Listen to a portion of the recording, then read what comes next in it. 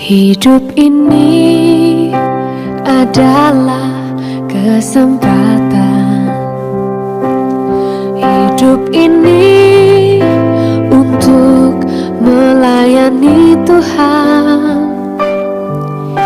Jangan sia-siakan waktu. Ahas berumur 20 tahun pada waktu ia menjadi raja. Dan 16 tahun lamanya ia memerintah di Yerusalem. Ia tidak melakukan apa yang benar di mata Tuhan, seperti Daud, bapa leluhurnya. Tetapi ia hidup menurut kelakuan raja-raja Israel. Bahkan ia membuat patung-patung tuangan untuk para Baal. Ia membakar juga korban di lebak Ben Hinom, dan membakar anak-anaknya sebagai korban dalam api, sesuai dengan perbuatan keji bangsa-bangsa yang telah dihalaukan Tuhan dari depan orang Israel. Ia mempersembahkan dan membakar korban di bukit-bukit pengorbanan, dan di atas tempat-tempat yang tinggi, dan di bawah setiap pohon yang rimbun. Sebab itu Tuhan Allahnya menyerahkannya ke dalam tangan raja orang Aram. Mereka mengalahkan dia dan menawan banyak orang daripadanya yang diangkut ke Damsyik.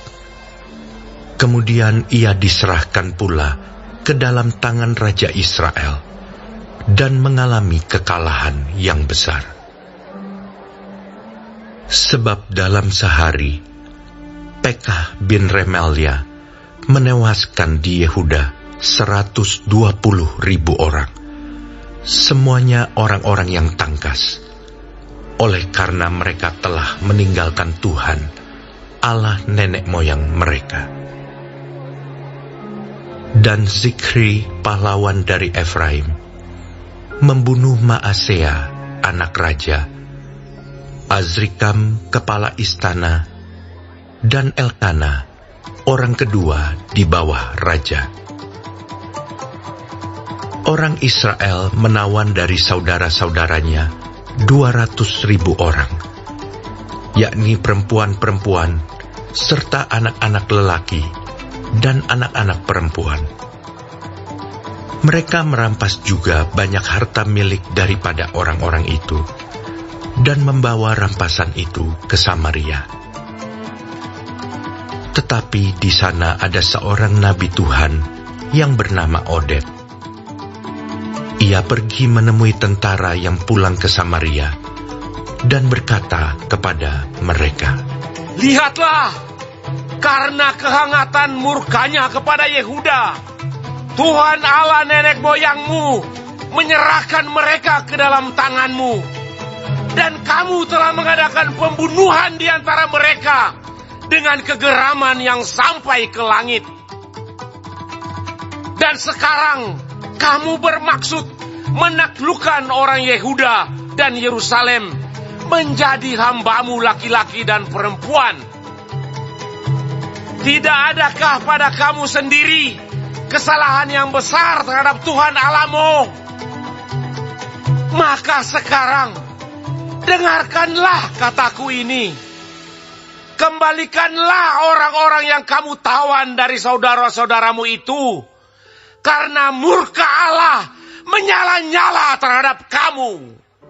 Lalu bangkitlah beberapa pemimpin Bani Efraim, yakni Azaria bin Yohanan, Berekia bin Mesilemot, Yehizkia bin Salum, dan Amasa bin Hadlai, menghadapi orang-orang yang pulang dari perang, dan berkata kepada mereka, "Jangan bawa tawanan-tawanan itu kemari, sebab maksudmu itu menjadikan kita bersalah terhadap Tuhan, dan menambah dosa dan kesalahan kita. Sudah cukup besar kesalahan kita, dan murka yang menyala-nyala telah menimpa Israel." Lalu orang-orang yang bersenjata itu meninggalkan tawanan dan barang-barang rampasannya di muka para pemimpin dan seluruh jemaah. Dan orang-orang yang ditunjuk dengan disebut namanya bangkit, lalu menjemput para tawanan itu. Semua orang yang telanjang mereka berikan pakaian dari rampasan itu. Orang-orang itu diberi pakaian, kasut, makanan, dan minuman. Mereka diurapi dengan minyak, dan semua yang terlalu payah untuk berjalan diangkut dengan keledai dan dibawa ke Yeriko, kota pohon korma, dekat saudara-saudara mereka. Sesudah itu, orang Israel itu pulang ke Samaria.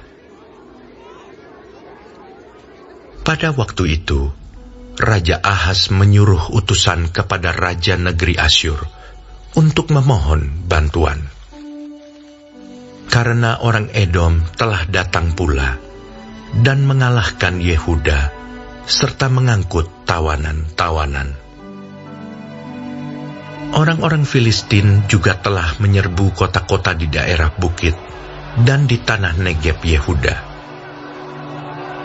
Mereka pun merebut Bet-Semes, Ayalon, Gederot, Soko dengan segala anak kotanya, Timna dengan segala anak kotanya, dan Gomzo dengan segala anak kotanya, dan menetap di kota-kota itu. Demikianlah Tuhan merendahkan Yehuda oleh karena Ahaz, raja Israel itu, membiarkan kebiadaban berlaku di Yehuda dan berubah setia kepada Tuhan. Maka datanglah Tilgat-Pilneser, raja negeri Asyur, kepadanya, hanya bukan membantu dia, melainkan menyesatkannya. Walaupun Ahaz merampas barang-barang dari rumah Tuhan, dari rumah raja, dan dari rumah-rumah para pemimpin, dan menyerahkan semua itu kepada Raja Negeri Asyur, namun perbuatannya itu tidak menguntungkan dia. Dalam keadaan terdesak itu, Raja Ahaz ini malah semakin berubah setia terhadap Tuhan. Ia mempersembahkan korban kepada para allah orang Damsyik yang telah mengalahkan dia. Pikirnya, yang membantu raja-raja orang Aram adalah para allah mereka.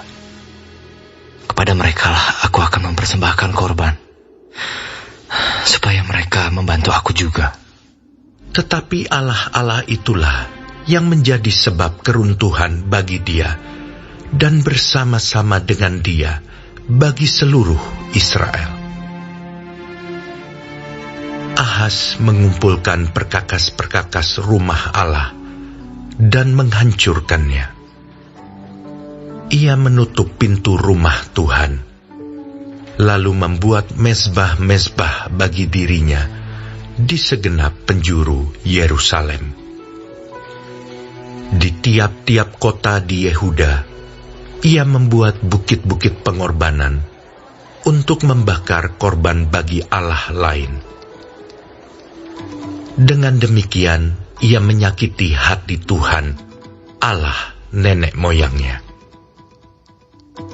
Selebihnya dari riwayatnya dan seluruh tingkah langkahnya, dari awal sampai akhir, sesungguhnya semuanya itu tertulis dalam kitab raja-raja Yehuda dan Israel. Kemudian Ahaz mendapat perhentian bersama-sama dengan nenek moyangnya dan dikuburkan di dalam kota di Yerusalem. Tetapi ia tidak dibawa ke pekuburan raja-raja Israel. Maka Hizkia, anaknya, menjadi raja menggantikan dia.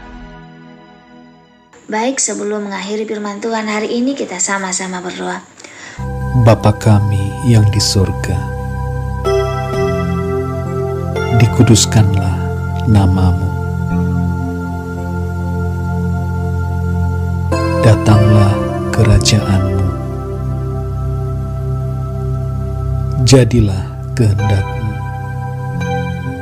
di bumi seperti di sorga. Berikanlah kami pada hari ini makanan kami yang secukupnya,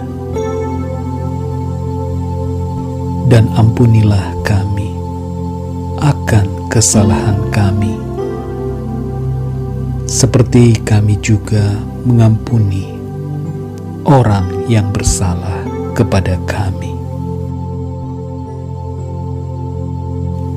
Dan janganlah membawa kami ke dalam pencobaan, tetapi lepaskanlah kami daripada yang jahat, karena Engkaulah yang empunya kerajaan dan kuasa dan kemuliaan sampai selama-lamanya. Amin. Terima kasih pemirsa telah mendengarkan firman Tuhan hari ini. Sampai ketemu besok hari. Terima kasih, Tuhan